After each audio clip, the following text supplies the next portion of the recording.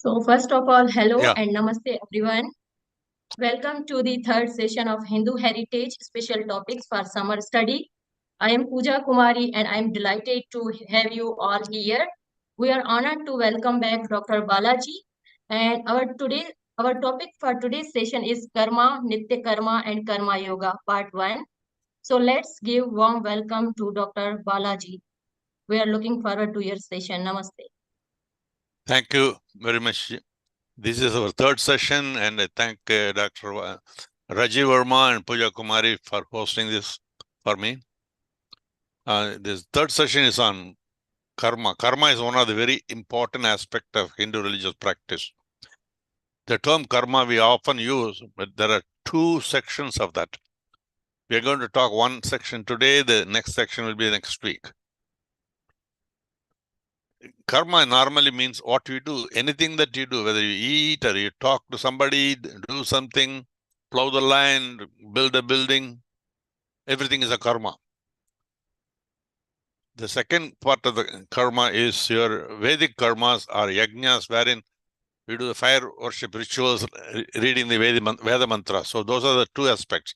So we're going to talk about ordinary karma that we perform every day, any action that you do.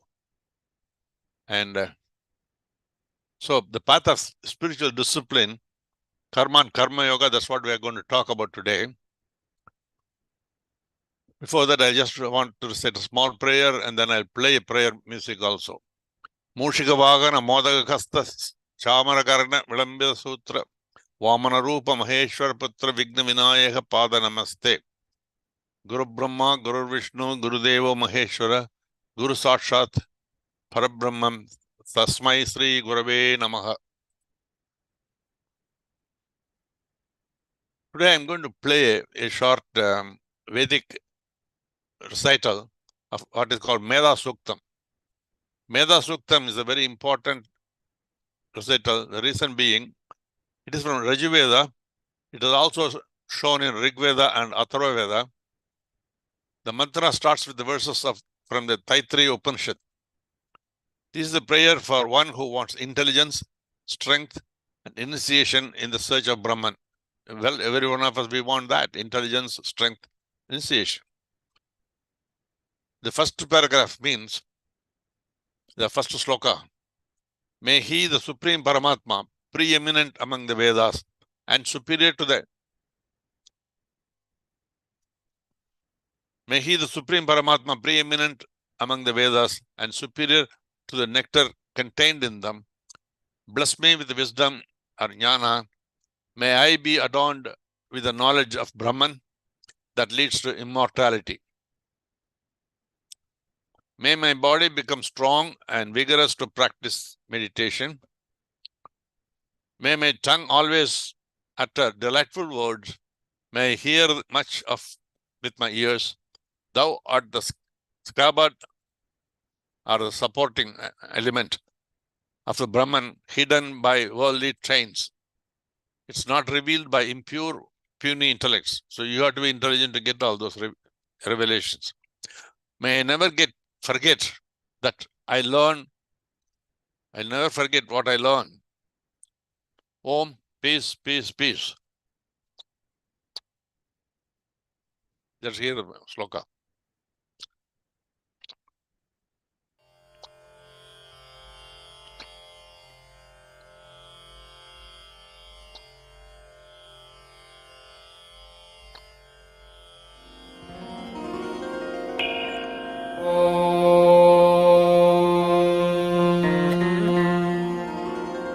यश्छन्दसा वृषभो विश्वरूपः छन्दोभ्योऽध्यमृतात् सम्बभूव समेन्द्रो मेधया स्पृणोतु अमृतस्य देवधारणो भूयासम् शरीरं मे विचर्षणम् जिह्वा मे मधुमत्तमा कर्णाभ्यां भूरिविश्रुवम् ब्रह्मणः कोशोऽसि मेधया पिहितः श्रुतं मे गोपाय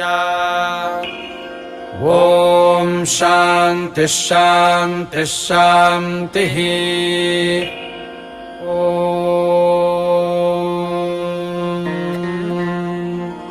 मेधा देवी जुषमाना न आगात् विश्वाची भद्रासु मनस्यमाना त्वया जुष्टानुदमाना दुरुक्तान् बृहद्बदेम विदथे सुवीराः त्वया जुष्टऋषिर्भवति देवि त्वया ब्रह्मा गतस्त्वैरुतत्वया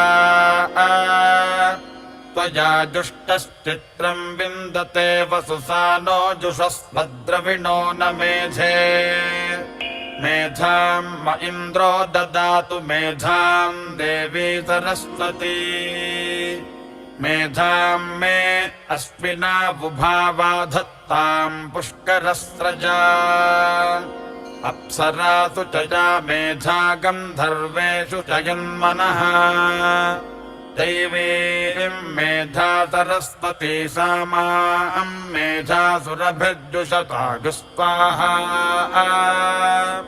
आमां मेधासुरभिर्विश्वरूपा हिरण्यवर्णा जगती जगम्या ऊर्जस्पति पयसा पिन्वमाना सा मां मेधासु प्रतीकाजुषन्ताम् मयि मेधां मयि प्रजां मयि यज्ञस्तेजो दधातु मयि मेधां मयि प्रजां मयीन्द्रियं दधातु मयि मेधां मयि प्रजां मयि सूर्यो भ्राजो दधातु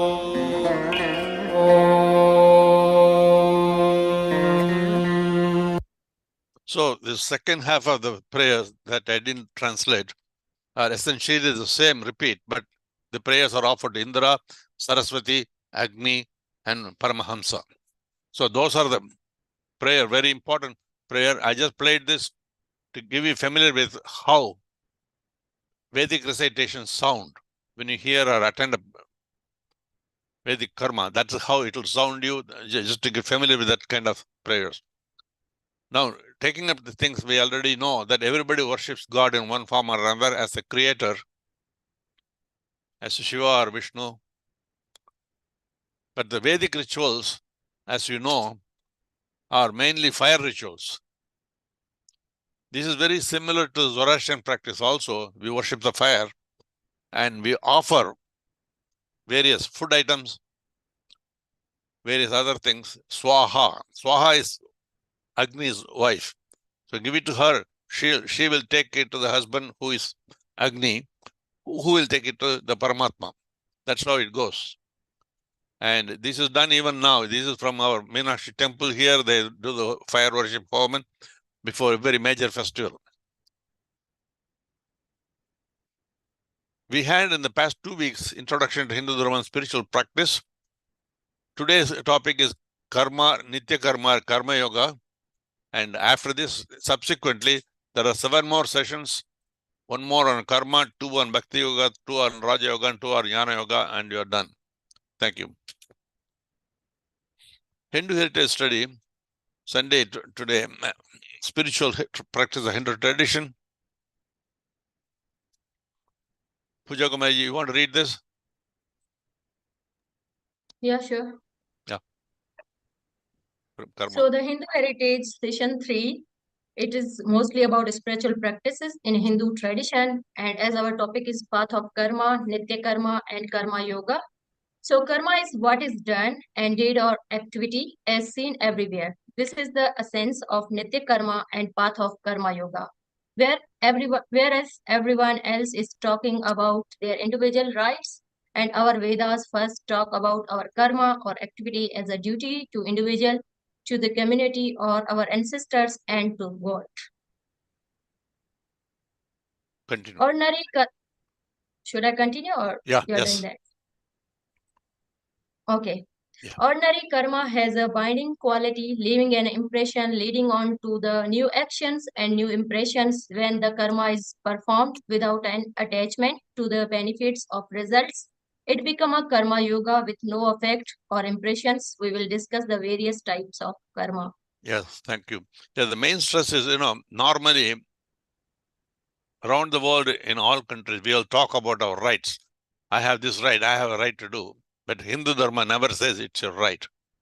The rights are given to the Paramatma and they only give you the duty. You perform your duty, things will happen as you need. That is the essential thing. And we have been worshipping in many methods. Most of us worship a Grama Devata or a village deity, who is the past village leader, possibly. Then we worship the nature, like sun and the stars. We do Nitya Karma, pujas, Sandhya Vandanam, and other ourselves.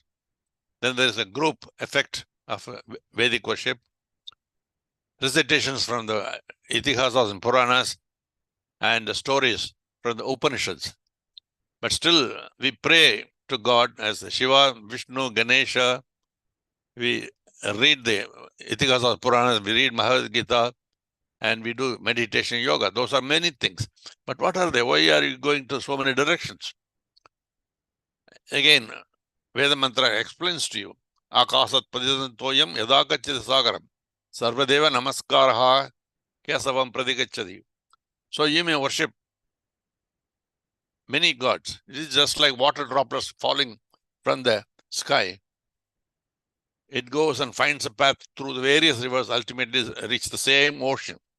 So we worship in many forms, one of them being the Vedic karmas and yajnas. But whichever form you worship, whichever way you worship, whichever God you worship, whichever deity you worship, the worship goes to the Paramatma ultimately. That is the main thing, even in Vedic karma. So what is the spiritual path we have here is we have got a path of karma rituals, devotional practice that we are going to discuss about today. And we also have path of bhakti, or musical prayer to seek God. We have the Ashtanga yoga and discipline, spiritual discipline practice. Then studying the Itihasa, Puranas, and Jnana from the philosophy of the Upanishads.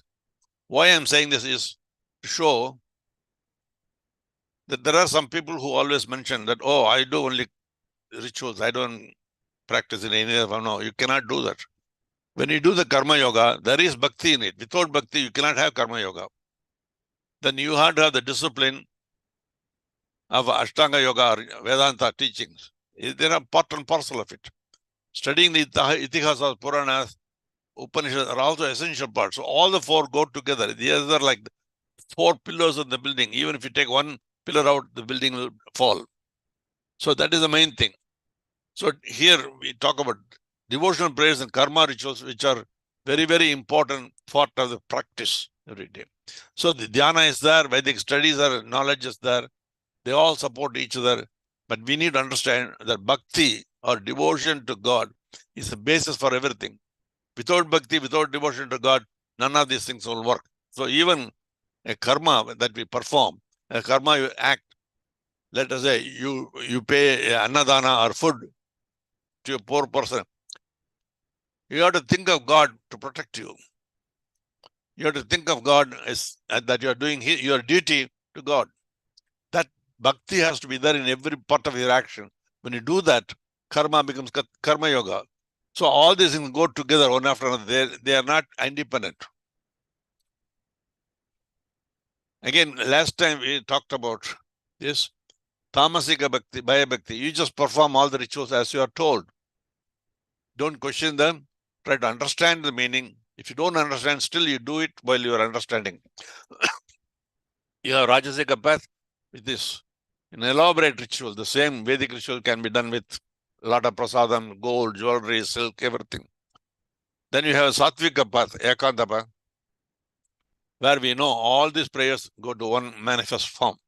So all these things we go together. As I said, even a Satvika upasana, you have to have the Tamasika path.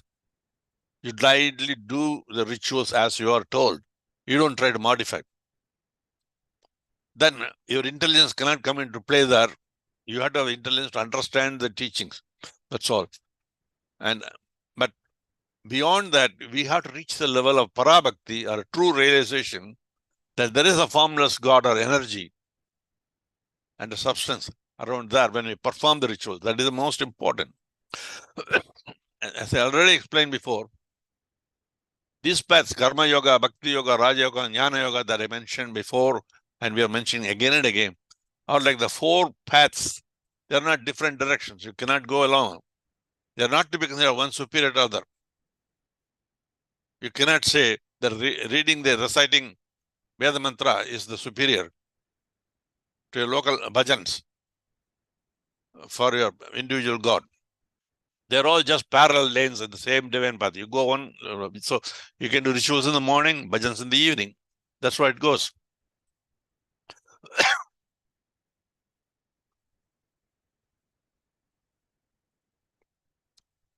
Before we start our discussion and talk about Karma Yoga and Nitya Karma, let's first go way past history and see how this Vedic Karma and came in our darshanas.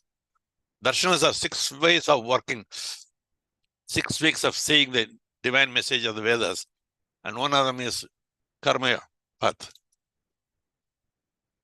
When you talk about Karma and Karma Yoga path, some may get the feeling that this is just a blind ritual of Tamasika path. The other 3 paths, like the Bhakti, Jnana Yoga, and Raja Yoga, are superior. So I already explained, if you really think that way, all the teachings in the paths may be Sattvika in understanding, but in a way it is Tamasika path, is a spiritual discipline. Worship in practice, worshipping the fire or icon is very much like the worshipping a village god in deity. There's no difference. They're all the same. So never think that one form of worship is superior to other. There are different paths. It's like breakfast is not superior to lunch, lunch is not superior to dinner. They're all done at the given time. That's all. So Vedic ritual is as good as worshipping Paramatma in various forms. So whom do we worship? Why do we worship? How do we worship? Then the basic questions come in our mind all the time. Get an answer. Who is God? What is God? Where is God? We don't know. Because He's invisible, He's inside you. It's like force behind every action. Even if you want to move your finger, you cannot move your finger without a divine order. So there, you look at the sky, there is sun. Where is the sun? We don't see the sun. We see only the rainbow. What is rainbow? It's all Maya. It's an example of what is Maya. Maya means it hides this truth and shows you in a different form. So here sunlight is seen like a rainbow. That is Maya. The truth is there, but you see something else. So that is God. So everyone sees the rainbow, which is sunlight. It's not an illusion. It's not imagination. It's a vision of nature where the reality is covered by the limitation of perfect perception. That is what is called Maya. Similarly, everyone will see God through their own vision, where the immanent supreme truth, that is God, immanent supreme truth, that appears itself, in himself or herself, for us in the transcendent form, through the covering of Maya, in many manifest transcendent forms as avatars for our prayers, each one according to one's own desire, needs, and limitations. So if there are 1.4 billion Hindus around the world, there are 1.4 billion types of forms of God. So we have to think that each one has got its own vision. We cannot change that. So that is why we always recite Ekam Sat, Sipra Bahuda Vadanti. Truth is one, and sages call it by many names. Our greatest sage of the modern times, Sarvepalli Radhakrishnan, who is the past president of India and also well-known philosopher, explained the true nature of Supreme God and the human spirit very well. The divine is both in us and out of us. God is neither completely transcendent nor completely immanent. So when somebody says God is only formless, cannot be seen, that is, they are seeing one side of the coin. You just turn the coin, you see the vision. So immanent on one side, transcendent on another side. These 2 sides of the same coin. His divine darkness as well as an unencompassed light. The philosopher with their passion for unity, emphasis on the immanent aspect, that there is no barrier dividing a man from the real. They're all together. But those who emphasize the transcendence of the supreme to the human insist on a specifically religious consciousness of communion with one higher than ourselves, with whom it is impossible for the individual to get assimilated. So that's the difference between Dvaita and Advaita. They both are there. Which one is right, which one is wrong? Both are right. Here, when I say Nitya Karma, the daily Vedic rituals are called yajnas. Vedic karma is called, that is why, sometimes we use the word yajna instead of karma to differentiate between the two. Karma is activity, yajna is a specific work offering to the fire of various things that we do. So how did this all start? What is Vedic karma? It's a Nitya Karma. Saint Jaimini founded the Purva Mimamsa Darshana. It's also referred to as Karma Mimamsa. This is an inquiry into only mantras and brahmanas portion of the Vedas, the Karma Kanda part of the Vedas, the initial 2/3 of the Vedas. The whole aim of this system is about the performance of Vedic rituals and the rites as prescribed in the Vedas and Dharma Shastra. Saint Germany does not so much deny God as he ignores the existence of God in his rituals. He doesn't say there is no God. He says, forget about all this, just do the ritual. Believe in the Vedas and worship as it is told, just do the rituals. So in Purva Mimamsa, originally there was no Supreme Bhagavan mentioned in it, because the rituals are done to the natural forces, Agni, Indra, Surya. Most of the rituals are like that. But a Supreme God was not necessary for a system. You don't have to believe in a Supreme God. You just recite doing your job. Just like Buddhism, Jainism, he doesn't want to insist on a God. He just wants you do your worship, you do your karma. That's all to it. Here, Vedic karma is not in need of a supreme being or God. Dharma and the karma itself will bestow that good. So following the dharma, performing the karma itself is good enough to get the results. The fruits and rewards of sacrifice are not dispensed by a God, by what you call apurva. Apurva means something which is adrishta, without that, something that you cannot see. So here the concept is very similar to the Western concept. You get the benefit from something that you cannot see, unseen God. So the unseen force created by an act will get the fruition. That's all it is. That means you get in the bus, you travel. That's all. You don't think about who manufactured the bus or who owns the bus company. You just get into the bus, you travel. That's all to it. So here the self is distinct from the body, the sense, the mind. So self is the antaratma. It's distinct. The main objective of Purva Mimamsa, which is called the earlier school, by Sage Jaimini, was to establish the authority of the Vedas through the Karma Kanda Vedic ritual. He wanted to tell people that Vedas are the most important part of the Hindu religious practice. Its adherents, the Mimamsakas, believe one must have unquestionable faith in the Vedas and perform the sacrifices as yajna and recite the mantras regularly. That is called full spiritual discipline. They want us to follow what is told in the Vedas and follow them in our rituals. These rituals, like Nitya Karma, need to be performed with a strict discipline, like in a tamasic path, as part of a divine duty to get the benefits. Here, Nitya Karma has the two aspects. One is the Nitya Karma is your normal activity, helping the people and everything. I'll come to that about Panchamaha. The other one is the religious rituals that we perform. The later Mimamsakas, later time, they slowly introduced this concept of God to Jaimini's theory. Because when people thought, you are not thinking about God, I'm not going to do all that. So they introduced. So Prabhakara Bhatta and Kumarila Bhatta are the two whose name is always mentioned along with Jaimini. They modified the views to some extent to add a role to the divine blessings in all yajna. That when you perform the yajna, God comes and blesses you with the benefits. That's how they explain. So we think about the God in various forms who comes to help you.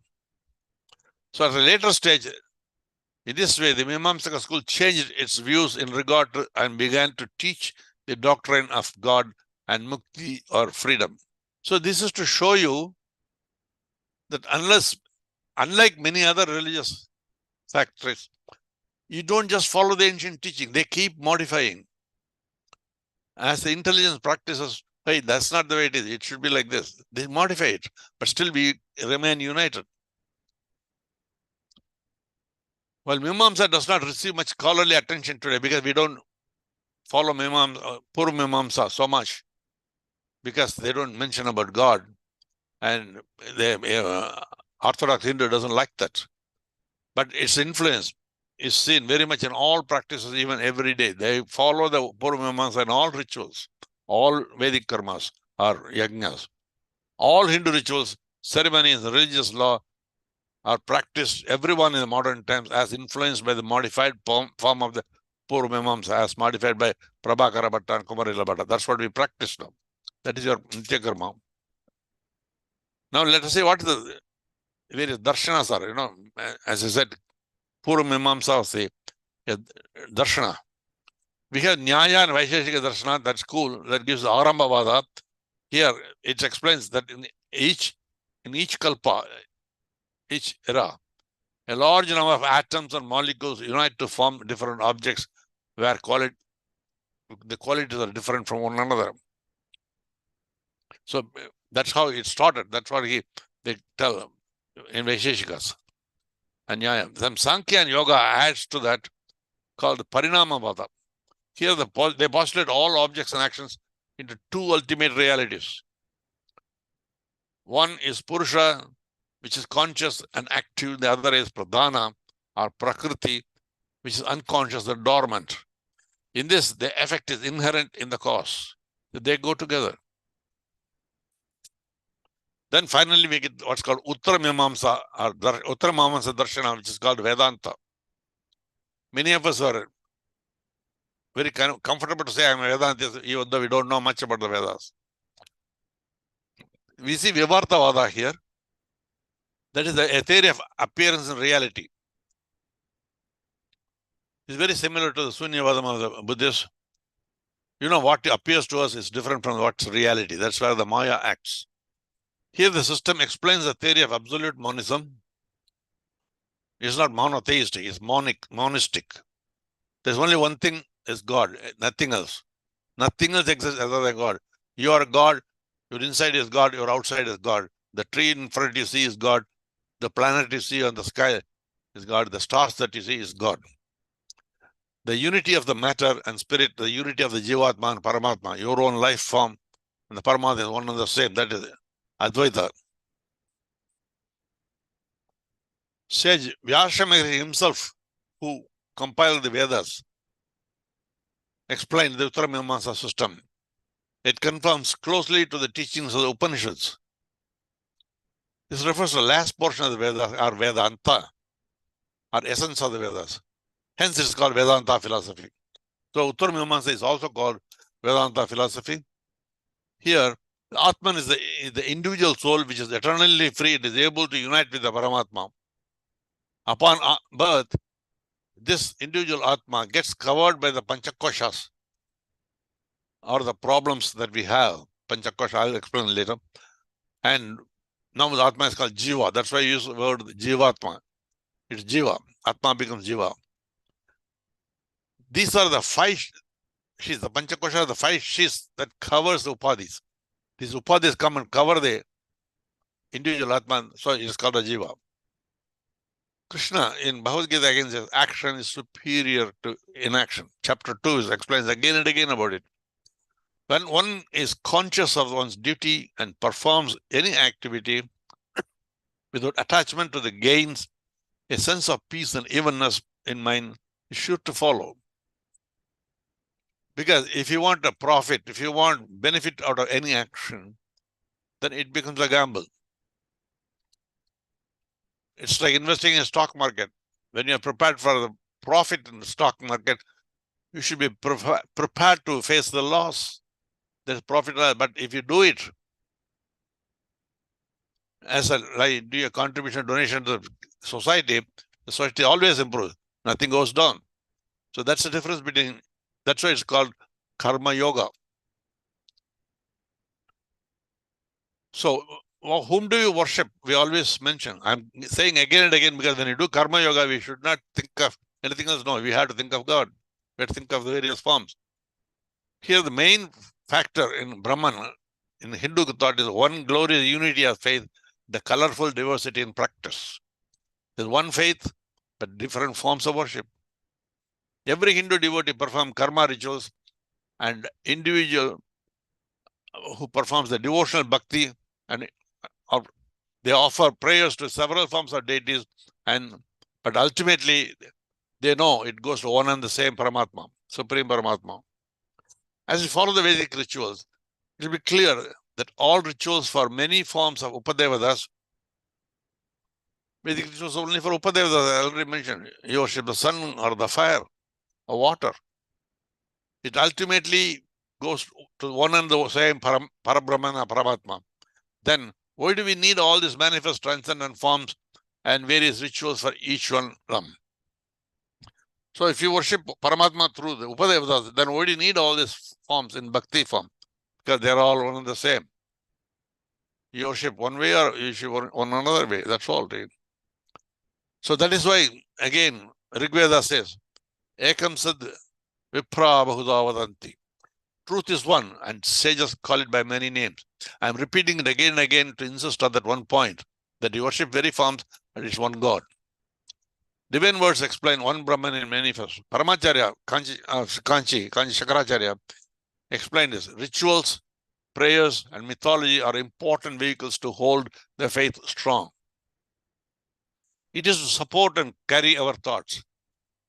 It's just like the fire, utensils, and water are all needed to cook rice, suitable as food, though rice is the only essential material for our nutrition. So Veda is the most important for our nutrition, but Veda again, remaining in a book, is of no use unless you read and practice it. So that's why very nicely Paramacharya explained that. Similarly, Swami Nikhilananda says, prayer is not to lighten your burden, but to strengthen your back. You can tolerate that problem. Have faith in God.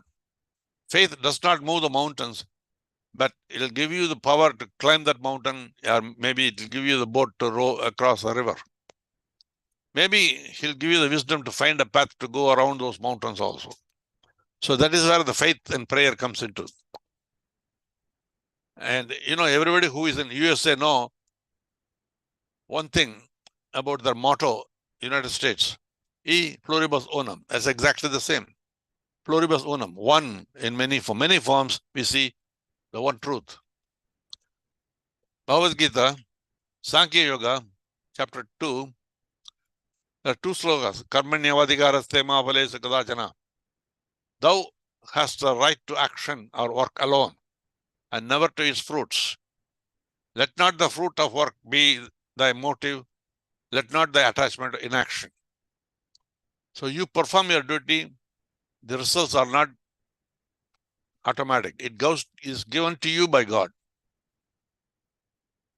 So don't look for the fruit. You just do your duty. When the right time comes, the fruit will reach you. Karmajam buddhi yukta haiphalam taktva manisha.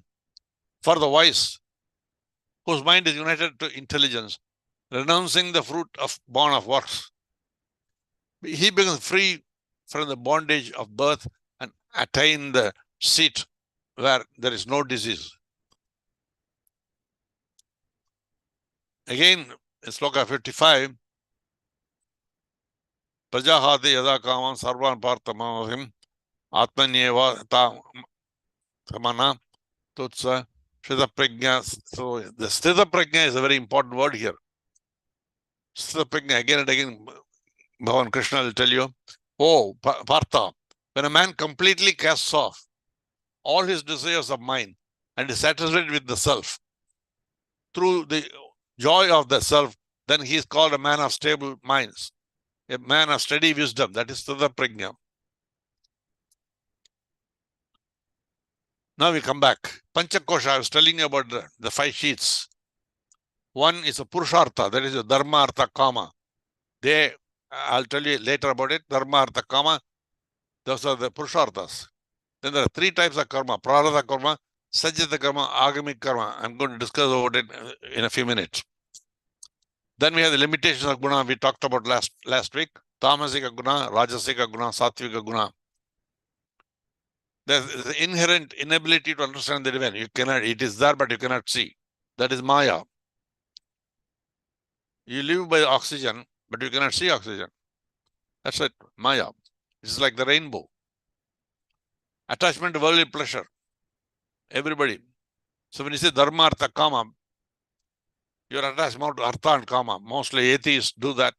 They don't care about Dharma, Artha and Kama. So with ego, greed, passion, anger, jealousy, all these things, those are the 5 attachments. They kill you. So when covered by these 5 sheets, the Upadhi or Atma gets anchored into the body or Jiva. So you get Jivatma. Karma is what is done.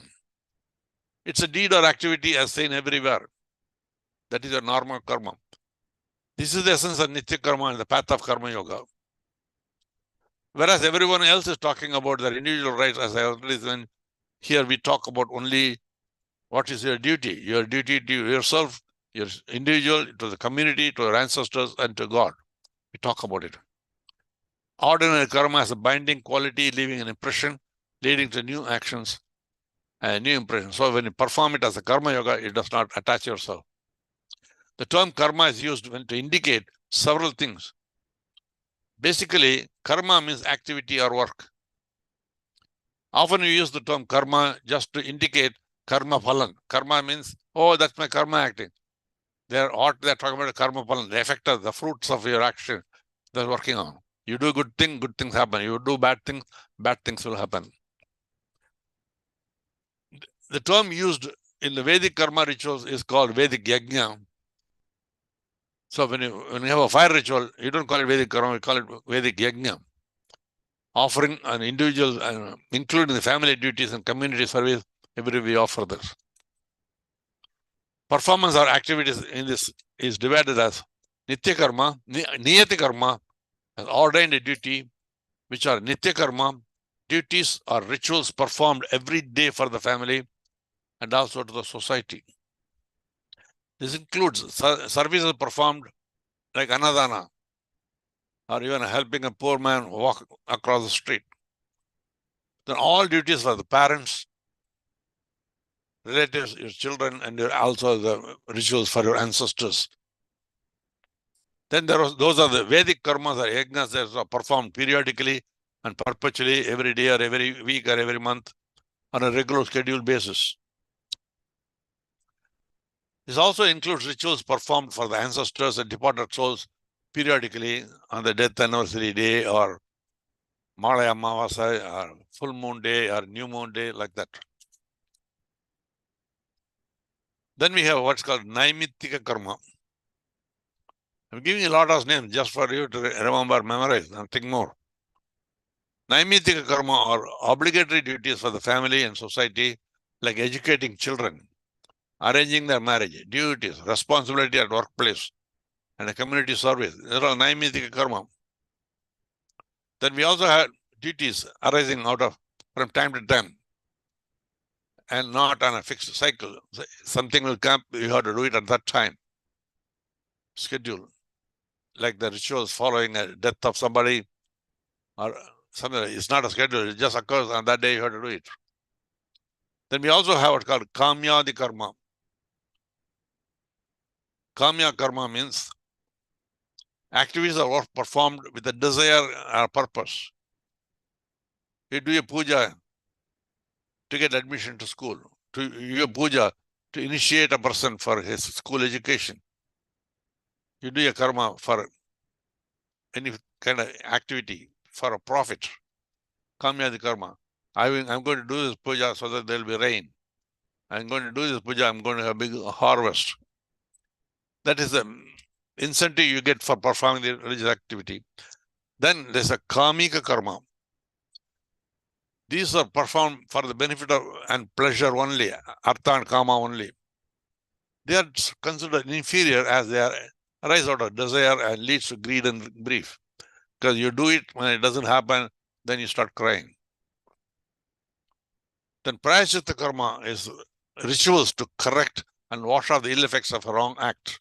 If you did something wrong, it hurts your mind, hurts everybody. Then you do the prayaschitta, saying, I'm sorry, I don't want to do it anymore. That kind of prayaschitta karma. These karmas I explained are various kinds. What are they? The Nishiddha karma are the ones to be avoided as they are against the ethics of dharma, Nishiddha karma. These actions involve greed, lust, and cause injury to the society and its moral values. Kartavya karma, they are superior as they are performed as service to God, but with some desire or greed on the outcome or profit. That's okay. Kartavya karma is like you do something with an incentive. So that makes you do it for that purpose. It keeps you on the right path. But there's the nishkama karma. Nishkama karma is work done without a desire or attachment or profit, which is called karma yoga. So that is the superior one, nishkama karma. You perform a karma or a ritual or even activity without expecting anything out of them. You help a poor man doesn't mean he's going to pay you for the action, but you're doing it as God's job. That's all. Many of these karmas included in the Panchamahayagna. I mentioned before, Panchamahayagna. What are they? Rituals and offerings of Supreme God, Upadevadas, reading a religious text, teaching the same of others as we are doing now, service to the family members, both your children as well as your parents. It's a very important part of it in Panchamahayagna. Then service to the community. Work for that community. When you say community, it may be same villages, same city, same country, same religion, anybody, any human community, even the animals in the world around. The service to nature around, that's where it comes. Service to nature around. You water the plants in the backyard, otherwise they'll die. You feed your animals, otherwise they'll die. So you feed them when needed. Service to the community, service to nature around. All these things are called Panchamahayagnas. So these are expected to be observed and performed by all Hindus throughout their life as karma rituals or yajnas. So they're also yajnas. So Panchamahayagna here, I'll give you the Sanskrit name for that. One is Brahma Yajna, offering to Brahman, to the Vedas and sages. That's where it comes to studies and books. Deva Yajna, to celestials and devas and gods, prayers, rituals, various forms of God. Pitri Yajna, offering to parents and ancestors, feeding your parents when they're alive, and do the ancestors' rituals. Puta Yajna, offering to all creatures around you. Then Manu Yajna, offering to fellow men, Annadana, or any kind of help. Those are part of the various 5 Panchamahayagna that you need to remember. So there are 52 sanskaras. I'm not going to list all these things. They are listed in my book.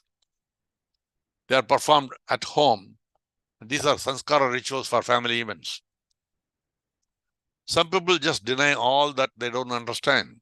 Oh, I don't understand. I don't want to. It doesn't exist. Just because you deny it doesn't exist doesn't mean it does not. It is. You don't understand. You didn't learn about it. So the Charvaka school thinkers who are totally materialistic, rejected the righteousness of dharma, service, anything, salvation, spiritual freedom. They don't believe in anything.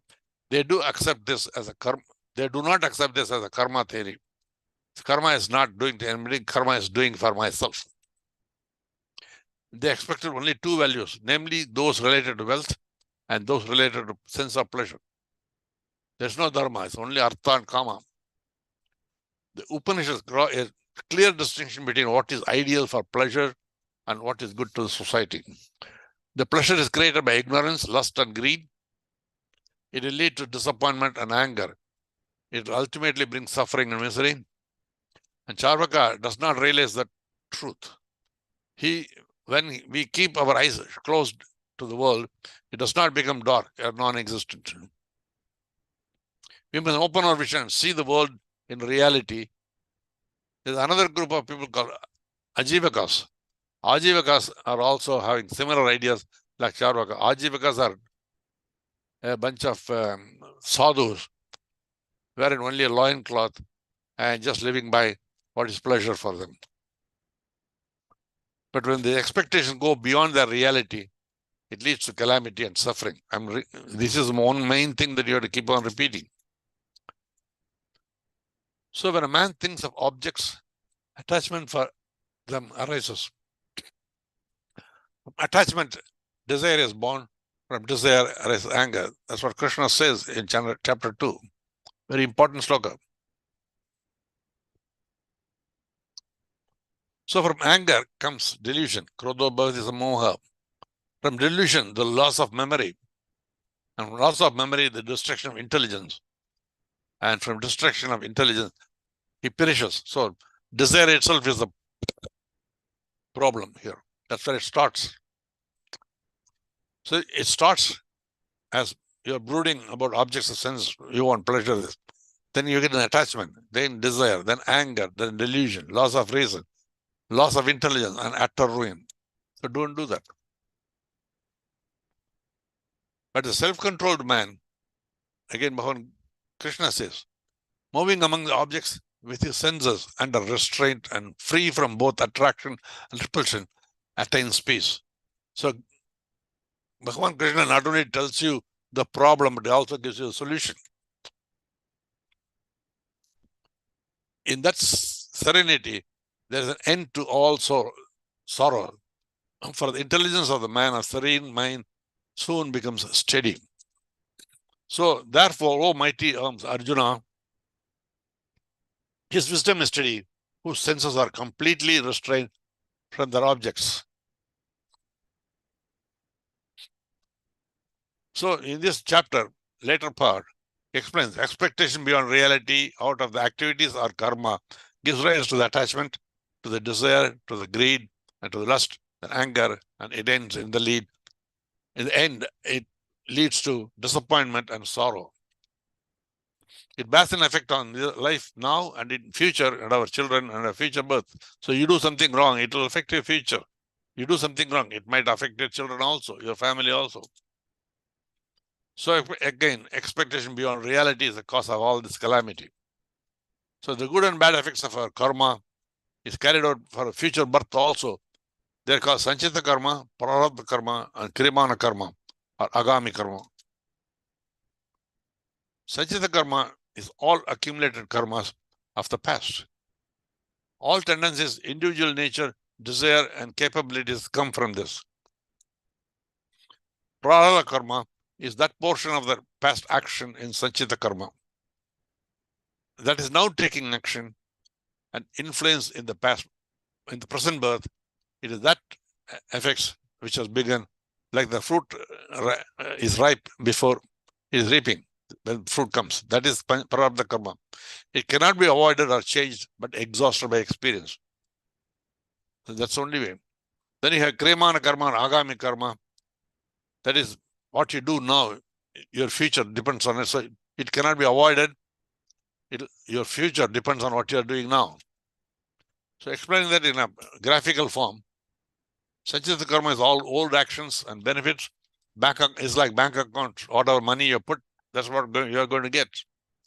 And old mortgage and loans which are unpaid that you have to pay for. If you are not paid a loan, you have to pay for it now. A mortgage for the house. That's Sanchita Karma, for your past actions. Prarabdha Karma. These are the actions now you do. All old actions and benefits that you're reaping now. So this month you worked, you get your salary into your bank account. That's what it is. So it's like monthly payments and expenses that you do. Rent payment, other thing that you do for the past dues. And payments on any existing loans that comes. There is Agami Karma. It's like all current activity for which the benefits will be there in future. Like your savings account deposit that you put, you'll get the rent money everything will come to you later as interest of payment. This is like new purchases, new loans. If you're taking loan now, you're going to pay for it in future. You purchase something today, you have to pay for it later. So putting it in a graphical chart here, your karma, your agami karma, sanchita karma, prarabdha karma, they go round and round. All these things depend on your vasanas. What you do, karma, depends on vasanas, what you earned from your knowledge through previous actions, you perform your karma now. So you have past and the future involved in that. This is corrected or changed or driven in a different direction, where dharma, artha, and kama, depending on gunas, tamasika, rajasika, and satvika, how you do that. It's like old mortgage loans, bank account, IRA, monthly expense payments, payment of loans, daily living, new savings and deposits, and new payment purchases and new loans. So this is how your karma is nothing like your daily living. So it's not only money you are spending, but also your action has the same action like the money you are spending. That's all right. So the karma pathway is the first stage in our first step. It's the most essential to attain salvation and to reach God before practicing the pathway to devotion, rituals, and knowledge. Yes. But as I already told you, devotion is basic for all these things. So devotional part of karma, you have to perform the karma with the devotion. Work or action or karma, when performed as a spiritual discipline or equanimity of mind, is called karma yoga. You perform it as a service to God. I'm doing this because I'm supposed to do it. Like that you go. Don't say, I'm going to do this, I'm going to get rain. No, if it doesn't rain, you feel bad. It is essential one to attain salvation and to reach God. So karma is very essential, karma yoga. When work is done without any desire for the performance, for the personal gain out of work, or not as a routine duty out of fear.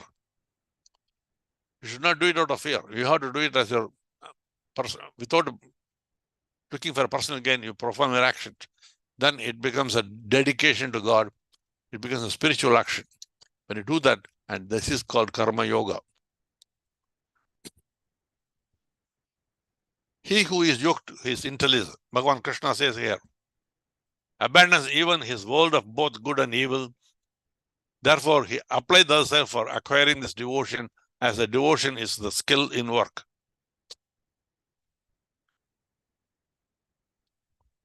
For the wise, whose mind is united to intelligence, renouncing the fruit of work, renouncing the fruit born of work, becomes free from bondage of birth and attain to the seat where there is no disease. This is karma yoga. So you perform your action as a service to God. Nothing, I'm doing it this way, that's all right. So coming to concluding prayers, Asatoma Sadgamaya, Tamasoma Jyotirgamaya, Mrityuma Mridagamaya, Om Shanti, Shanti, Shanti.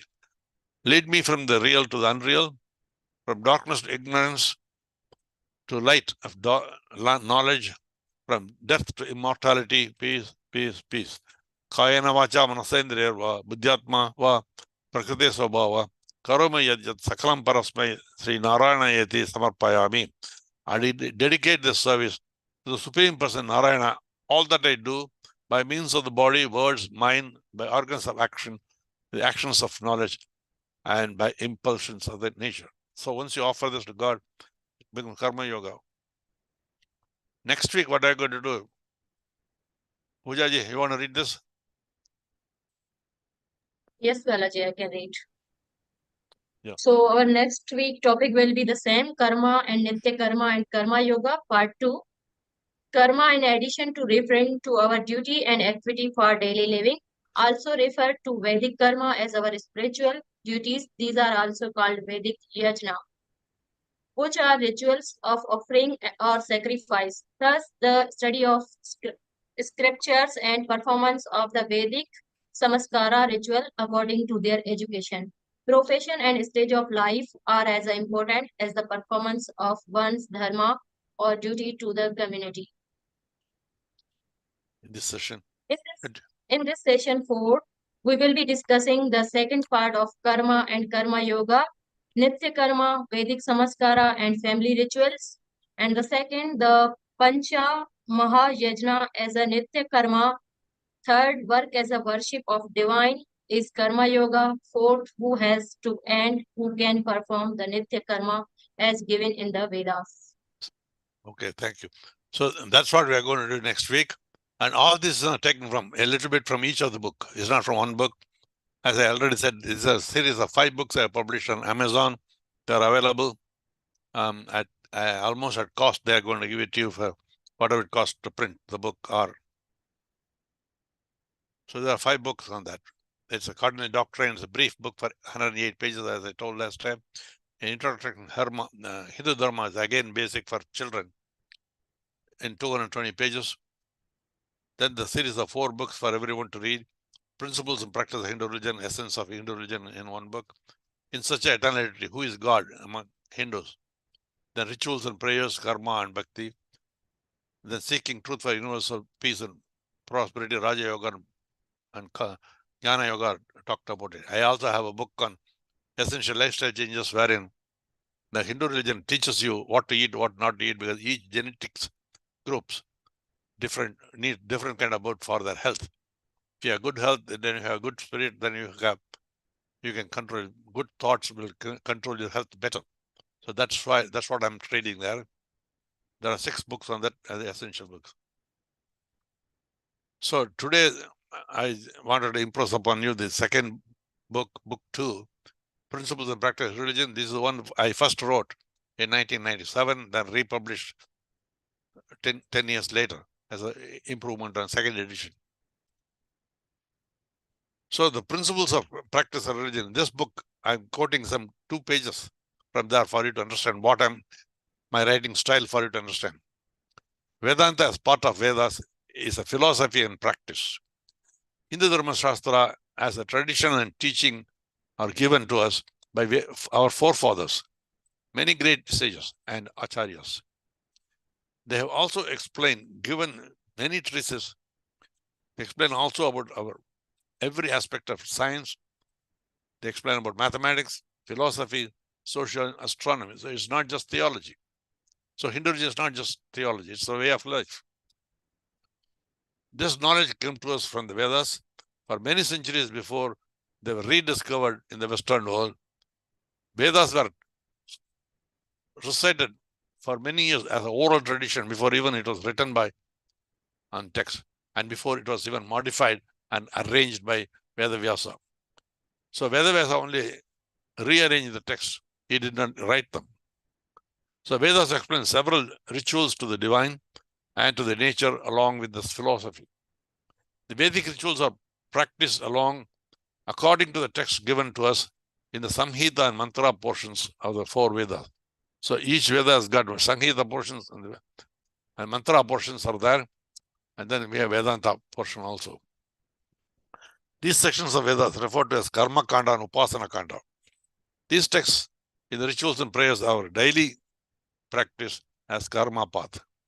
The last segment of the 4 Vedas are called Upanishads, the knowledge portion of the Vedic teachings as a basis of the Hindu philosophy and found in Upanishads part of the Vedas. They form the basis of the Jnana path, and this path is also known as Vedanta. Our Karma Yoga in this book we mentioned, the second book 2, is Karma Yoga is when work is performed as a spiritual discipline and equanimity of mind. When work is done without any desire for the personal gain out of work and not as a routine duty out of fear, it becomes spiritual action. You don't do something out of fear. You do it because that's your duty. Performance of one's daily work or a profession alone is not Karma Yoga. You are doing your duty there. That's not Karma Yoga, that's karma. Karma Yoga is a secret of action without attachment or desire to the fruits as the main aim of action. It gives tranquility with evenness of mind in gain and loss, and success and failure. The work should be performed as a service and offering to God and not for professional glory or profit. This is called Nishkama Karma. I'll explain to you one word here. Supposing, let's say I'm a doctor If I do in my doctor's work just out of profit, oh, this way I can get $3,000. Or this way I'm going to get a promotion at my work in my university. Then that is very stupid. You do it out of a service to the person. You do it out of service to God. This is the right thing to do. This guy is having a back pain. It's actually a heart attack. Let me do that. Go ahead. That is what it is. That's what you want from the doctor when you go to him. Same thing with an engineer. He builds a bridge. He has to build the bridge as a token of his achievement, not out of the money or not to save the money on cement and put more sand on it and it'll break in 2 days. So that is the karma yoga. Nishiddha karma, nishkama karma. Bhagavan in Gita says, karmanyeva adhikaraste mahapelesu kadachana. Remember that all the time. You have the right only to the action, not to its fruit. It must be performed as a service to society, saying God in everything and taking the results as a blessing. Action is always superior to inaction. That's what Krishna says.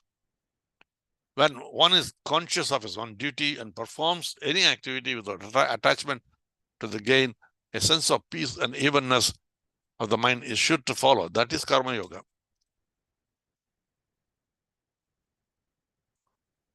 So the concluding prayer, Om Sahana Bhavantu, Sahana Bhunaktu, Sahaviryam Karvavahe, Tejasvina Vadidamastu Vam Idvishavahe, Om Shanti, Shanti, Shanti. May He protect us all. May He nourish us all.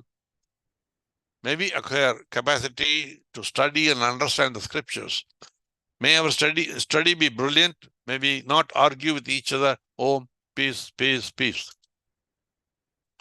Sarve bhavantu sukhinaha, sarve savantu nihamayaham, sarve bhadrani pashyantu, ma kashit tukkabhag bhavet. May all become happy. May all be free from diseases. May all there be nothing but auspiciousness in everyone's mind. May no one undergo any pain or suffering. Lokasamsa sukhino bhavantu. May all being be well around the world. Thank you.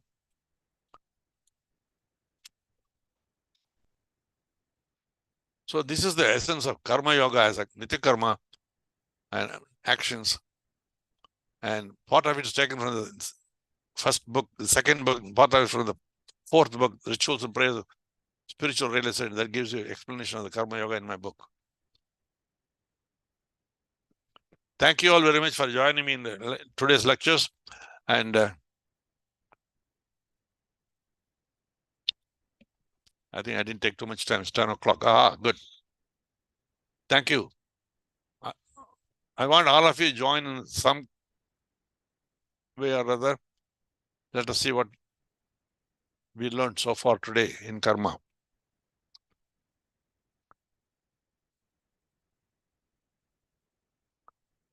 Rajiv Vermaji, I see your name on the first. Yeah, I just had a question regarding the Nitya Karma from the Karma Kand point of view.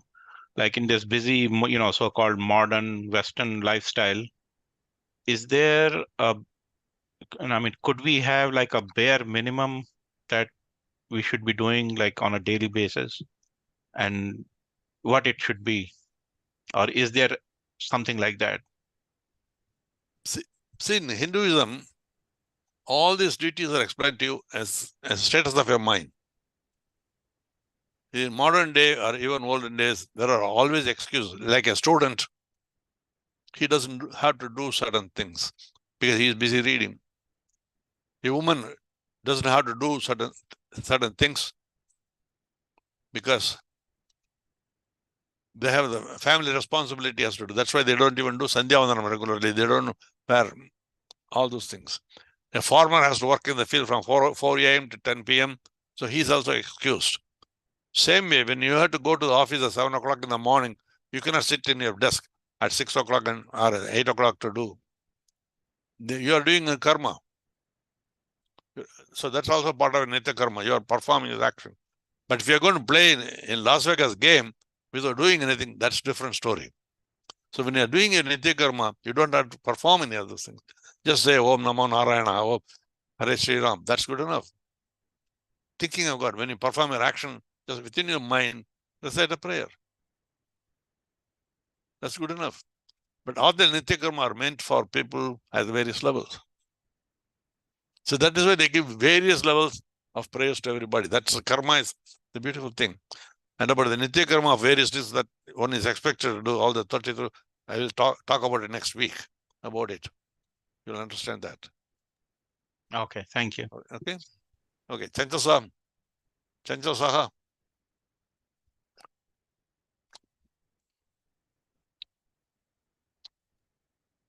Hello, hi. Could you hear me? Yes. Okay. Balaji, it's an excellent presentation again. Tremendous to learn more about the Hindu religion or karma yoga, nitya karma, etc. You're telling us a lot what to do or what not to do. We find the karma, nitya karma is an excellent example. You not only do for or the community self or or your members of the family, you do for you keep on doing your work. You don't expect any results or anything out of it, which is a principle, just like as you said, karmanne adhikaraste ma phalesi kadachana, as Gita said. It's a nice assimilation of the principle of Hindu religion in different ways we're learning. Another thing is understanding that in Vedas, the sacrifice or fire yoga, as we call that, is an excellent thing to do when you're not really reciting in the name of God, but for the nature, for the sun and the fire and everything else. This is a very good aspect of Hindu religion, and I like very much about the philosopher Radha Krishnan's story of what is God or what is not. It's an excellent presentation. Thank you very much. I'm learning a lot. Thank you again. Thank you. Yeah, again, when you do the karma, only remember 3 things. Nishkama karma Right.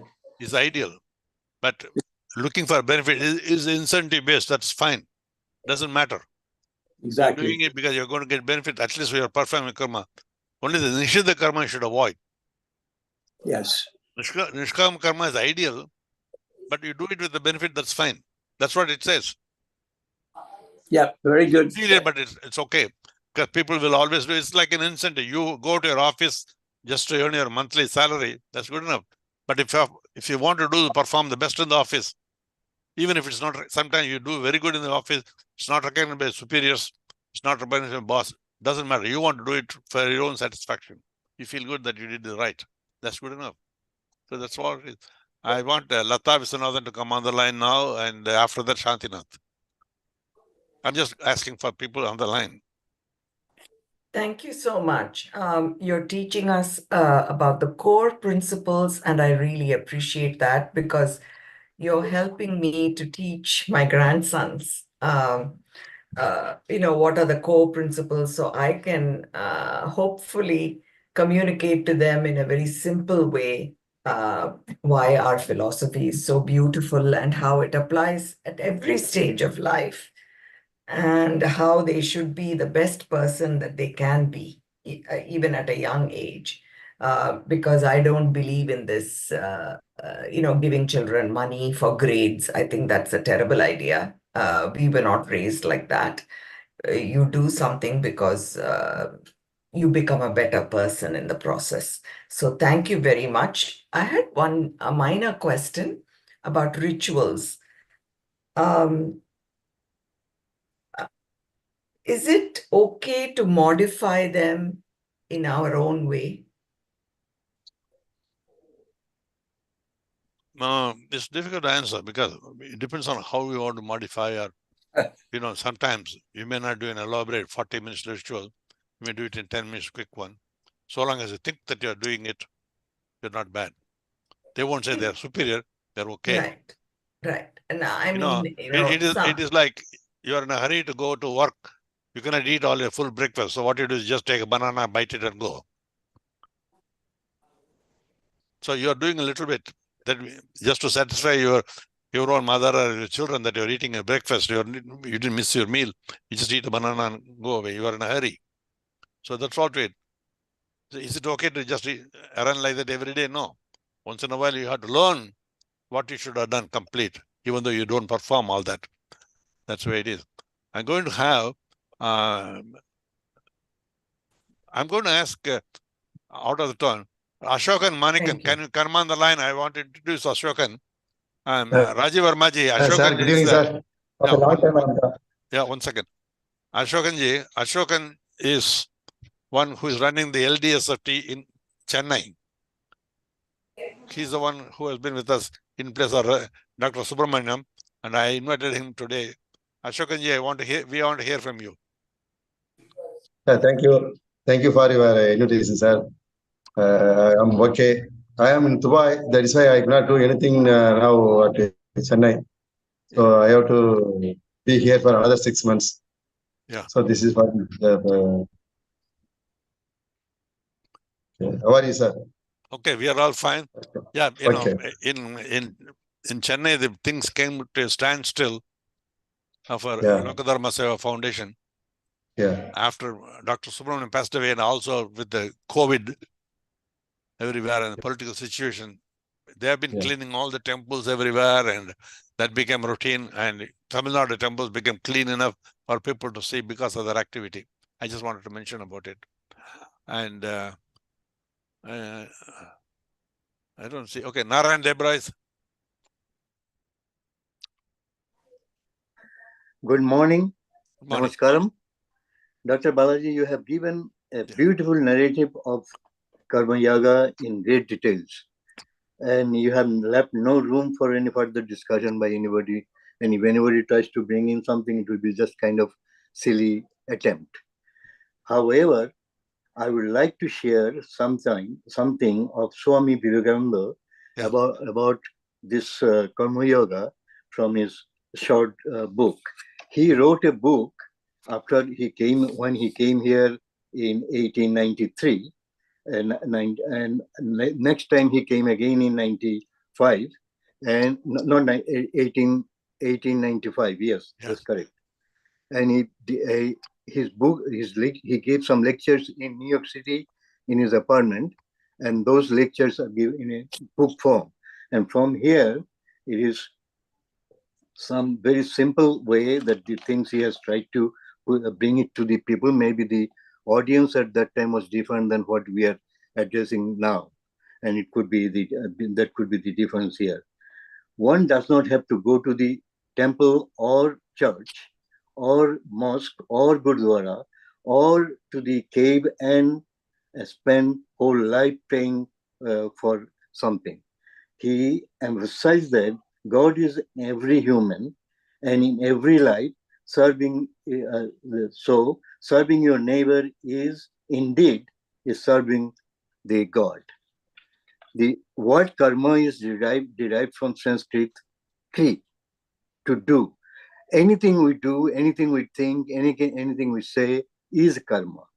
Something may be good, something may be bad. Most people work with various motives. Some people want to get fame and they work for fame. Others want money and they work for money. And others want to go to heaven and they work for that. Somebody wants power, they work for power. But work for work's sake, very few people do it. You have covered these things in your place and in great details. I'm just kind of summarizing it.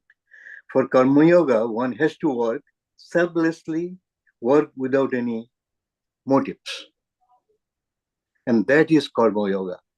And that is, a simple example is, a bird is trapped in something, endangering its life. You do something to make it free. And that is Karma Yoga in reality. And that is what Mother Teresa in Calcutta has done all her life. And that's what, and it is everybody to see what she achieved. And unselfish giving is Karma Yoga. It is as simple as that. Thank you. Thank you. Yeah, Vivekananda also mentions it's the main thing. Karma Yoga, we can talk about the whole year. You can write a book with 500 pages. I just put it in 2 hours sessions. So I had to be very brief on everything. Swami Vivekananda, in his lectures in Cambridge University in 1896, I think, or 1895, specifically mentions that even though he's a Vedantist, who'll talk about Vedanta all the time, he said everyone for practicing the Hindu Dharma, they'll have to do the karmas, Nitya Karmas, and also bhakti, imagining and worshipping God in various forms, various vigrahas, various manifest forms. It's part of the thing he mentions. So Vedanta is itself, Vedanta is a philosophy for you to think about, adjust our life. But vigraha worship is the form in which you practice. And so that's the only way it should be done. Anybody else wants to talk on today? I don't see many of the videos on. We have Gitanjali and Karuna and Jay Ganguly and Pradeep Mishra. Open up your video if you want to talk today. Otherwise, we'll close down for the day.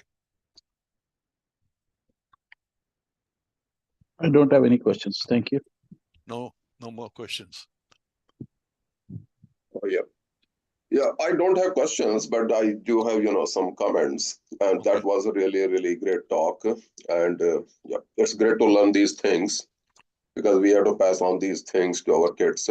That's the most important thing.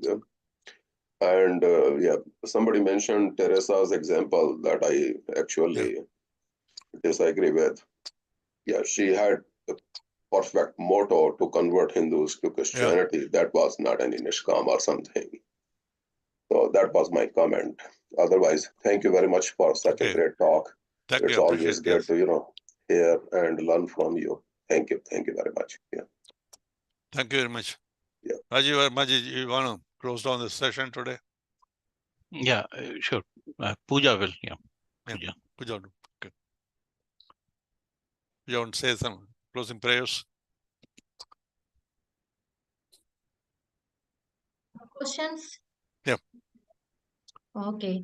Thank you, Dr. Balaji, for informative session. We appreciate everyone's active participation in the session, and we are looking forward to another engaging session with you all next week. Namaste. Thank you. Namaste. Namaste, everyone. We look forward to seeing you, and also you can invite your friends also to join us. Thank you all very much today.